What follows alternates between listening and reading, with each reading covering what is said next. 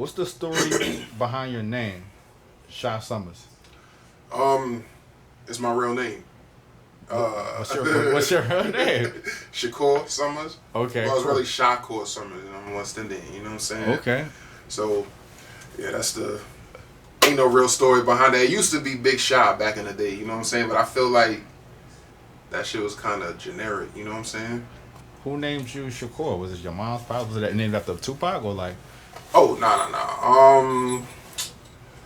Uh, damn.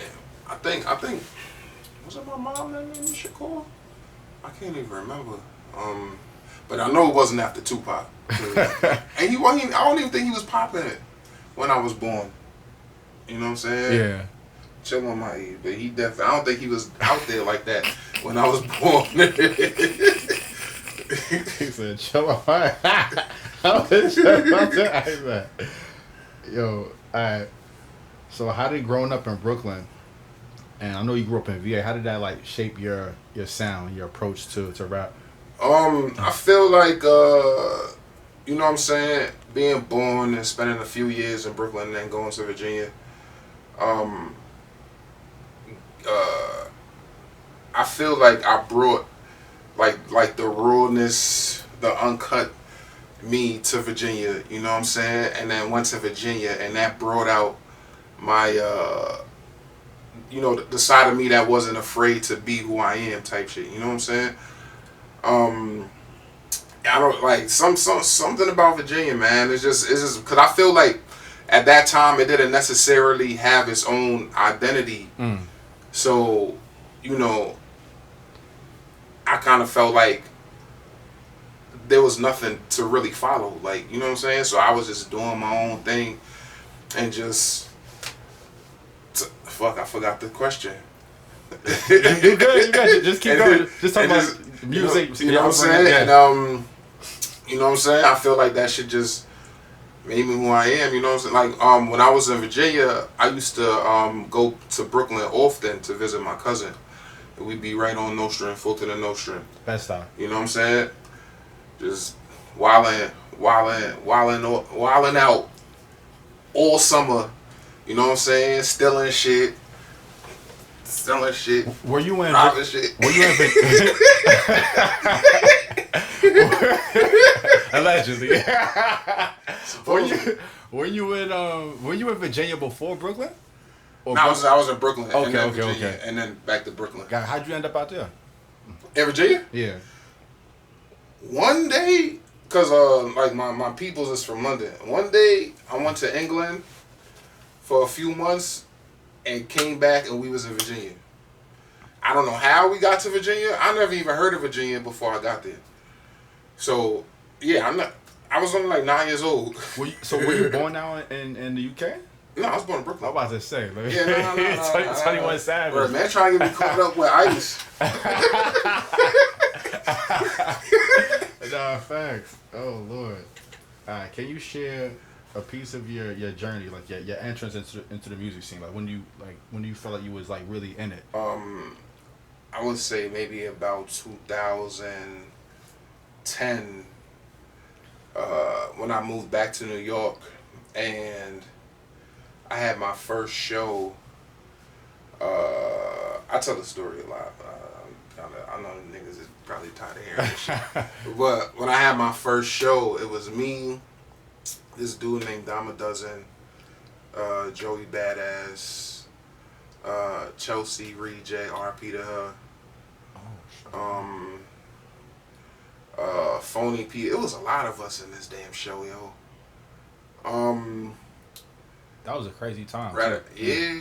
Yeah. Mad crazy. Yeah, 2010, and then from there, I had the show. It was a competition.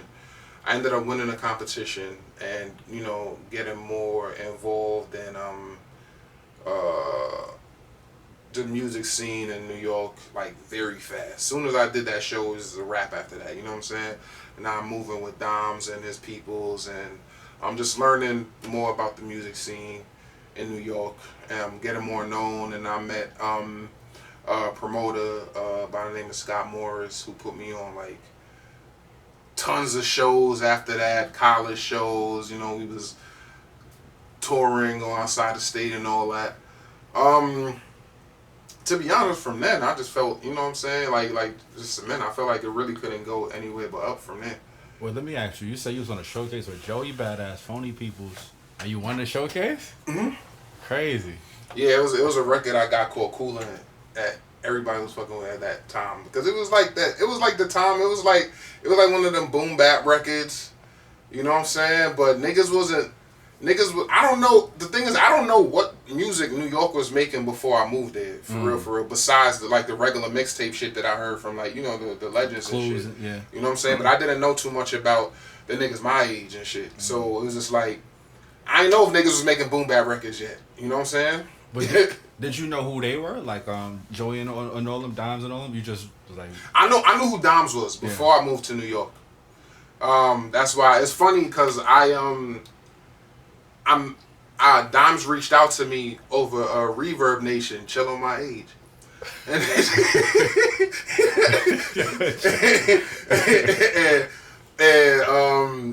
I think it was from the record Cooler, and he reached out and was like, yo, I got this showcase coming up. It's a competition, yada yada, and I was mad hyped because I already knew who Dimes was, you know what I'm saying? At that time. And I felt like he was a big deal at the time, so I was hyped as a motherfucker. Got you. Now, fast forward, you're 21, you put out your first mixtape. Fast forward to I want to say 20. I don't know what you said. That's 2011. So let's fast forward to 2015, 2016. What would you say is another highlight in your career? Alright, so now I'm starting to get different placements. Like before, when I first popped out, it was like the blog area and shit. You know what I'm saying? And I feel like things started to drift away from the blog area around that time, like 2015, 2016. Like shit started to go a different way. No more high new hip hop. You know what I'm saying? But this is, I met my manager. 2016. Low-key, I was kind of bouncing like from I was bouncing like from crib to crib. This when I was out in Rockaway with one of my homegirls because I didn't have nowhere to live at the moment, and I had to move. Then I moved to Brooklyn not too long after that. I ended up making this record called Chopped Cheese. That shit took off. It's funny. I don't know how this dude heard about it. But one of the execs from Complex, First We Feast, popped out. I don't know how the fuck he heard about it. Ironically, he was like, yo, we're writing a piece on Chopped Cheeses. Can I come out to the video? I was like, yeah, pull up. I was like, I don't know if you seen that video, that white guy, the only white person in the video, that's him. He's in the video? Yeah, he's in the video. He was like, yo, let me be in it? Yeah, like he in the video, you know what I'm saying? Yeah. So, shout out to First We Feast, because they definitely put Chopped Cheese on that documentary. Is that show still going right now, First We Feast? Yeah. Okay. That's who does the Hot One shit. Oh, yeah. Cause I was going to say, I was like, is that the same thing? Hot One's First We Feast? Okay, I know you're talking about. So, Homeboy was in there? Yeah. Wow, that's crazy. Damn, so yeah, you've been featured on a couple of publications, like Complex, like Double XL. Was you on Lyrical Lemonade as well? Yeah. Okay. For this record I got called Dick Appointment, and it was like they said they wrote about it because they was like the cover art was because yo, on some not on no freak shit, but yo, I had my head between the shorty legs. At this time, I remember that. Yeah, at this time, niggas wasn't doing that, yo. Like niggas was not like there was some provocative cover arts, of course. But niggas wasn't on some shit like actively providing fellatio on the cover, like, you know what I'm saying? Like I had a cat in front of it, and they was like, "Yo." At first, I think the writer was like, at first they was laughing at the cover art, and they actually listened to the record and was like, "Yo, this shit is so." I'm like, "Yo, that's mad." Like usually shit like that just be happening, yo. That's why I say put your shit out. I feel like you get real creative, like when it comes to like how you put your stuff out and like how you just bring yourself. I seen like the other day I seen you put up like a Tamagotchi joint. The other day you did like a freeze frame joint when you on a mic and you on in the studio like working the boards. You just mentioned like you with your head in between the chick's legs. Like, where does that come from? Like, do you have like a graphic design background? Like, you went to school for that, or like, where's that even come from? Yo, really? I feel as if I'm just a visionary, man. I didn't go to school for that shit at all. Like, I mean, these are things that I dabble with, of course, but, I watch a lot of movies. I watch a lot of movies, listen to a lot of music. It's just how I've been since I was a kid. I used to write stories when I was a kid. You know what I'm saying? And I just always, these is all things that I think about, picture, and I feel like if you could think about it, yo, you could do it, yo. You know what I'm saying? Tell me about your journey navigating platforms like Instagram and TikTok. How do you maintain your voice and like your relevance through them? Like, how do you feel about social media and using it as an artist right now? I'm gonna keep it a buck with you, yo. I kind of wish I didn't have to use it, because I feel like back then it was so much easier to make noise and be known for your craft. Because now I feel like you have to put on a show. Like you have to. It's mainly entertainment now with music. It was always entertainment, but now it's just like it's more drama based. It's more content based. It's more like, you know what I'm saying? And I don't really feel like doing all that shit sometimes. I just feel like making music. You know what I'm saying? It's like I make content and stuff like that, but then it's like you also gotta think about the content you make, like the messages you put out. You know what I'm saying? Because nowadays everybody has a reason to hate you, yo. So it's just like it's kind of tough. It's kind of tough navigating social media right now. Like, shout out to the people that are just great at it. I'm okay at it. You know what I'm saying? I feel like the things that you produce and put out there is good, and like I don't say like you don't flood the timelines, but like you like when you do come through, it's of quality. You know what I'm saying? So like it gives people something to watch, and like, okay, this is the frequency that he puts out. He might not put out every week or every, you know what I'm saying, but like when he comes, he puts out some that people gonna like.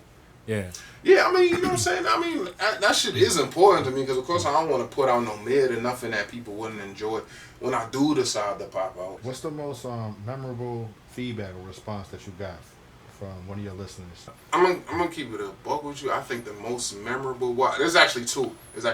And it was actually within the same time frame. So 2017, I had a show with. It was me, Jack Harlow. Oh wow. Westside Gun, Conway. Some group from Queens, something Universe or some. I forgot their names. But it was in Atlanta. So I performed, and I'm talking to Conway, and I'm like I introduced myself, yada yada yada. And this is after I just performed. Had a fire show, had a fire performance, had the whole spot going up. I introduced myself, and Conway was like, yo, next time you introduce yourself, let them know that you just bodied that shit. Like, stop acting so humble. And I was like, yo, noted. You know what I'm saying? And from that day, yo, I don't introduce myself as humble because it's like, I'm a big dude, Joe, and you know what I'm saying? I feel like growing up, I've been around a lot of people who try to humble me, you know what I'm saying? But why, when I'm always excelling at shit, you know what I'm saying? Like I'm always, and aside from my side, I'm always excelling, you know what I'm saying? So it's like, why shrink myself for other people? You know what I'm saying? It was just a bad habit that I got into until I spoke to Conway. He was just like, yo, let them know you just bodied that shit. Let them know, next time you speak to people, let them know. Like, you know what I'm saying? So after that, it's been a whole different conversation, for real. And then the last one is from my homie Combat Jack. RP. He was, RP to Combat Jack. He was actually hosting the show. And I He didn't tell me this directly. He actually told this to RZA, and it was on his podcast, and it was fire because he was talking to RZA, and Combat was like, "Yo, you ever heard of Shot Summers?" RZA was like, "Nah." He was like, "Yo, Shot Summers? You gotta listen to him. He's fire. You gotta listen to him." And I was like, "Yo, that's bad love, yo." Yeah, that's actually y'all will probably end up hearing that interview sooner or later. I think I might have heard that joint. Like even before I met you, I used to listen to Combat Jack, and I definitely heard your name come up on there. Mm-hmm. Yeah. Closing words. Anything you wanna say to people, or like Is there anything that you would say to younger Sha? 21-year-old Sha. What would you say to the 21-year-old Sha? Shit, I would say a lot to that nigga, yo. I'm proud of you. I'm proud that you. I'm happy that you didn't give up on your dream. You've done a lot. It's a lot more to do. Lock in, stay focused, stay out of these girls' faces. Most important. And just keep creating, keep imagining. That's your biggest, the strongest weapon right now is your mind. Keep making music, keep creating these visuals, keep believing in yourself is the biggest thing. Keep on believing in yourself because sometimes it don't seem like anybody does. None of that shit matters. As long as you believe in yourself, that shit sound cliche as a motherfucker, but that's what's gonna keep you going. The belief in you. So keep doing it. Solid.